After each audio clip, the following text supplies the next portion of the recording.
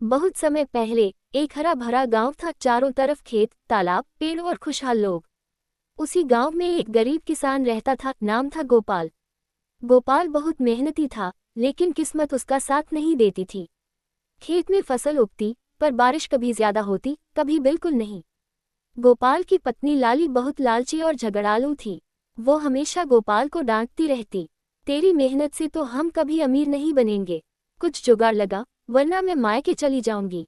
गोपाल दुखी मन से खेतों में काम करता, पर भगवान से यही प्रार्थना करता, हे प्रभु, बस इतना दे दो कि मैं भूखा ना सोऊं। जड़ी बूटी। एक दिन गोपाल खेत जोत रहा था, तभी एक घायल तोता जमीन पर गिरा हुआ दिखा। उसका पंख टूटा हुआ था। गोपाल ने तुरंत उसे उठाया, अपने घर लाया और मरहम पट्टी की।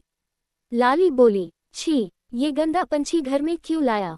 इससे क्या मिलेगा? गोपाल बोला, ये भी भगवान का जीव है लाली, अगर हमने किसी की जान बचाई तो पुण्य मिलेगा। कुछ दिनों में तोता ठीक हो गया।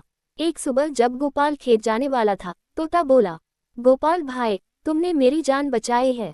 मैं कोई साधारण तोता नहीं हूँ, मैं जादुई तोता हूँ। तुम्हारे अच्छे दिल के लिए मैं तुम्हें एक जादुई मोती देता हूँ। तोता अपनी चोंच से एक चमकता हुआ नीला मोती निकालकर गोपाल को देता है। इस मोती को अपने घर रखो, हर सुबह इससे एक सोने का सिक्का निकलेगा, लेकिन याद रखना, इस मोती को लालच से मत देखना, वरना जादू खत्म हो जाएगा। गोपाल ने तोते को धन्यवाद दिया।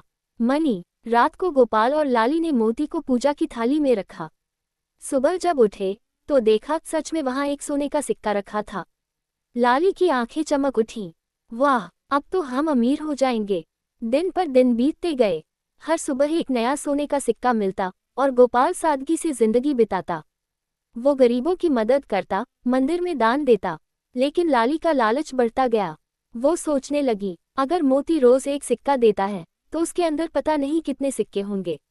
अगर मैं उसे तोड़ दूं तो सब सोना मेरा हो जाएगा। फायर। एक रात लाली ने चुपके से मोती उठाया और उसे हथौड़े से तोड़ने लगी। गोपाल ने उसे रोका, लाली, ऐसा मत कर।